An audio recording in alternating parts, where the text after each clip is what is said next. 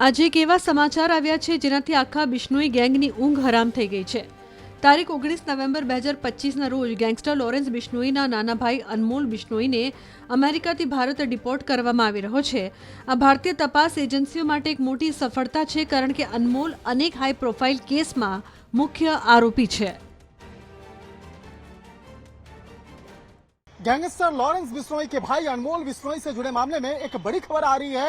उसे कैलिफोर्निया की स्थानीय पुलिस के द्वारा उसे हिरासत में ले लिया गया है। जिस तरह से अनमोल बिश्नोई की अगर बात करें तो अनमोल बिश्नोई के खिलाफ राजधानी दिल्ली, मुंबई में भी कई मामले दर्ज थे। और अगर मामलों की अगर बात करें तो फिल्म अभिनेता सलमान खान को धमकी देना, उन्हें जान से मारने की कोशिश करना, इसके साथ साथ कई अन्य मामलों में भी उसके खिलाफ मामले दर्ज हुए थे। और इन तमाम मामलों की गंभीरता को देखते हुए मुंबई पुलिस के द्वारा जिस तरह से गैर जमानती धारा के तहत उसके खिलाफ एफआईआर रजिस्टर किया गया था और इस मामले की जानकारी कैलिफोर्निया पुलिस को भी दी गई थी। और पिछले कुछ दिनों के दौरान में लगातार उसे भारत में लाने की जो प्रयास जो है वो किए जा रहे थे। भारतीय विदेश मंत्रालय के द्वारा उन तमाम मामलों की जानकारी विदेश मंत्रालय के माध्यम से कैलिफोर्निया पुलिस को दी गई थी। और इसके साथ साथ उन तमाम डोजेस को भी दिया गया था कि किस तरह से अनमोल बिश्नोई के खिलाफ तमाम मामले हैं। और जिस तरह से लॉरेंस बिश्नोई से जुड़े मामले में उसके गुर्गों के द्वारा जिस तरह से अनमोल बिश्नोई जिस तरह से विदेश में बैठकर भारत विरोधी गतिविधियों को अंजाम दे रहा था, तो इन तमाम मामलों की गंभीरता को देखते हुए भारतीय जांच एजेंसी, खुफिया एजेंसी लगातार देश के अंदर में तफ्तीश कर रही है। तो वहीं दूसरी तरफ देखा जाए कि अनमोल बिश्नोई से जुड़े हुए कनेक्शन मामले में कई अलग अलग गुर्गों को भी गिरफ्तार किया जा रहा है। तो निश्चित तौर पर जिस तरह से कैलिफोर्निया पुलिस के द्वारा इस मामले की जानकारी औपचारिक तौर पर भारतीय जांच एजेंसियों के साथ साझा किया गया है। तो ચાલો હવે જાણીએ કોણ છે આ અનમોલ બિશ્નોઈ।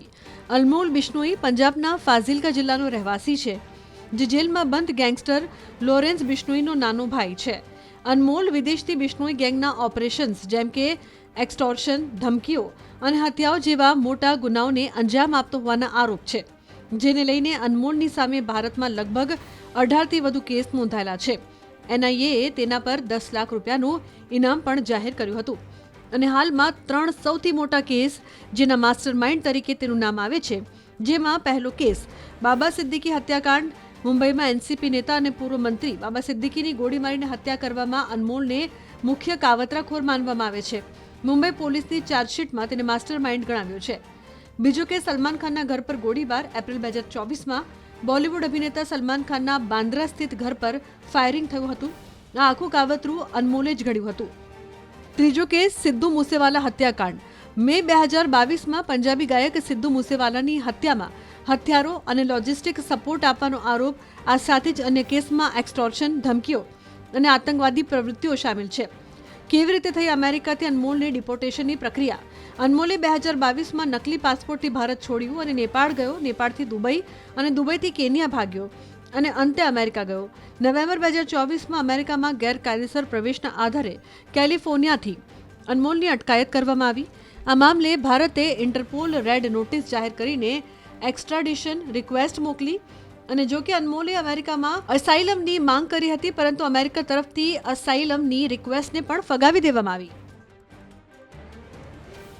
આજે એટલે કે 19 નવેમ્બર 2025ના રોજ અનમોલ દિલ્હીના આઈજીઆઈ એરપોર્ટ પર લેન્ડ કરશે અને તરત જ અનમોલની અટકાયત થશે। હવે સવાલ એ છે કે પહેલી કસ્ટડી કોને મળશે, મુંબઈ પોલીસને, એનઆઈએ કે પછી પંજાબ પોલીસને? આ મામલે બાબા સિદ્દીકીના પુત્ર ઝિશાન સિદ્દીકીએ તો સીધી માંગ કરી છે કે અનમોલને સીધો મુંબઈ લાવીને પૂછપરછ કરવામાં આવે। આ ડિપોર્ટેશન ભારત અમેરિકા એક્સ્ટ્રાડિશન ટ્રીટીનું પરિણામ છે અને ટ્રમ્પ વહીવટી તંત્રની કડક ઇમિગ્રેશન પોલિસીનો પણ ફાયદો થયો છે। અનમોલની પૂછપરછથી બિશ્નોઈ ગેંગનું આંતરરાષ્ટ્રીય નેટવર્ક ખુલ્લું પડી શકે છે, જેમાં ગોલ્ડી બરાર, રોહિત ગોદારા સુધીના લોકોની કડીઓ પણ મળી શકે છે। આ એક નહીં પણ પૂરી બિશ્નોઈ ગેંગ માટે સૌથી મોટો ઝટકો છે। તો હવે જોવાનું એ રહ્યું કે આવનારા દિવસોમાં કેટલા મોટા ખુલાસા થાય છે।